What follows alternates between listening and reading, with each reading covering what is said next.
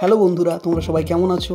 আশা করি ভালো আছো। তো অনেকদিন ভিডিও ছাড়া হয়নি এই চ্যানেলটিতে, তাই আমি ছোটো একটি ব্লগ ভিডিও নিয়ে চলে এসেছি আর তোমাদেরকে আমার গাছের আপডেট, পাখির আপডেট দেওয়ার জন্য এই ভিডিওটি বানাচ্ছি। দেখো, আবার ড্রাগন গাছে ফুল এসছে। তোমাদেরকে দেখিয়েছিলাম এর আগে ড্রাগন একটা হয়েছিল আর পেড়ে খেয়েছিলাম, কত সুন্দর একটা ড্রাগন হয়েছিল। আবার দুটো ফুল এসছে।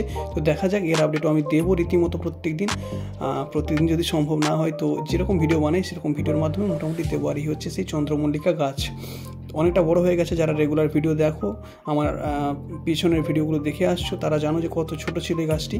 আর এই হচ্ছে যে ঘাস বীজগুলো আমি দিয়েছিলাম, সেই ঘাস বীজ এতটা হয়েছে। দেখো, গোড়া পুরো শুকিয়ে গেছে, একে জল দিতে হবে, তো এর ব্যবস্থা করব। আর এই হচ্ছে আমার পাখিগুলো, এদেরকে সামনে নেট দিয়ে ঘিরতে হয়েছে বন্ধুরা। কি কাণ্ড! মানে সেদিন কালকে এমন একটা ঘটনা ঘটেছে যে জাল দিয়ে ঘিরতে হয়েছে এদের সামনে। বাজ পাখি আমাদের ছাদ থেকে এসে এদের খাঁচায় ধরে বসে এদের রীতিমতো এরা ভয় পেয়ে গেছে। এমন একটা ঘটনা ঘটছে, আমরা তাড়াচ্ছি, সে যাচ্ছে না।